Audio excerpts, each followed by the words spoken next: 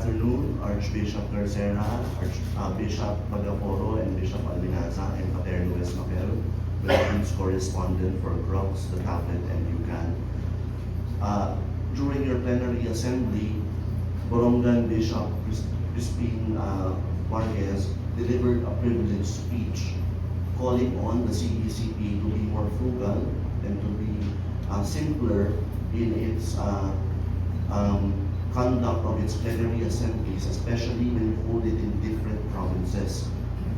My first question is, what is your own reflection on his critique, and what does the CBCP plan to do moving forward? Well, we are grateful to Bishop Marquez because it's a reminder for us to be a simple bishops. I think with the words of, it's a privileged speech actually. But being simple is a way of serving people more. I think that's the spirit in the privileged speech delivered by Bishop Marquez, to be simple. And thank you for reminding us that as bishops, we have to be simple bishops. Bishop Alminaza and Bishop Bagaporo, do you have your own reflections on the matter?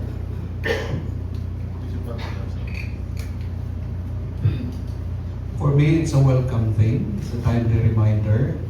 And in fact, I think based on our conversation in the spirit, we also affirm those, although we did not discuss because it's a privileged speech. And if I may add, I think he mentioned there's something also that we will have to be more sensitive to how our conduct of meeting will affect the common home.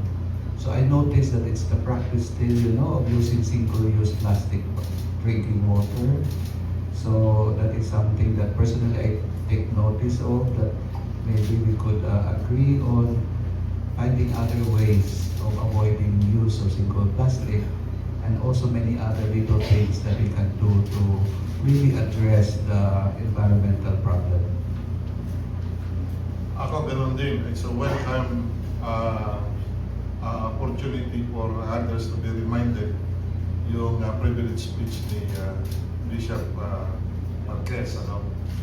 Lalong-lalo na considering yung ating economic situation ng marami nating mga parishioners.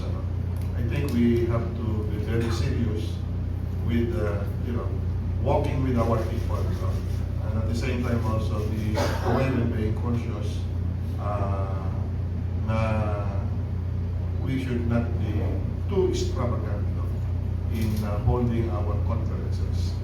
Kaya I'm sure yung kanyang privileged speech will become a guide, guiding moral reminder for many of our bishops.